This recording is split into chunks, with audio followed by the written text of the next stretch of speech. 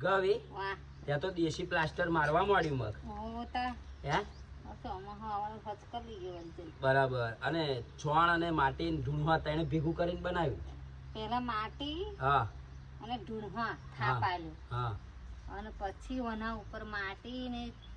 છોણ હા એ ભેગું કરીને હજુ રહ્યું એકવાનું પ્લાસ્ટર એવું તા પણ આ પ્લાસ્ટરમાં જો ગ્લાસ દૂધ ઢરે ને તો એનું ત્યાં જ હમાઈ જાય અને પેલા જે દોરા પથરા આવે છે ટાઈસો એમાં જો દૂધ ઢરે ને તો આખા ઘરમાં દૂધ હોય ગ્રામ પણ લાગે કે 5 લીટર ઢર્યું છે અને અહીંયા આગળ 5 લીટર ઢરે ને તો આ પ્લાસ્ટરમાં જણાય નહીં આમાં જેટલી ઠંડક છે ને એવી પેલામાં ઠંડક ખરી નહીં હે પણ ચૂલો ત્યાં જબરજસ્ત બનાવ્યો આવડે એવું બનાવી દીધું હે આવડે એવું બનાવી દીધું આ પેલો ટ્રેક્ટર વાળો હેડ કરા જો નહીં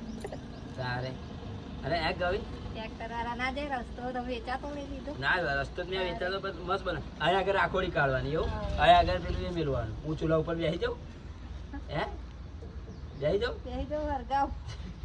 શેકાઈ જવાય આરી ગ્વાડી એવું ના બનાય પણ પ્લાસ્ટર તો દેશી જ ખરું તો જય માતાજી મિત્રો જો આજે અમારા ઘરે દેશી પ્લાસ્ટરનું કામ ચાલુ છે ચૂલો દેશી આ નવા ચૂલે મેથીનો ગોટો આપણે તરવાના ને તરવાના તો લગીન વરસાદ પડી ગઈ છે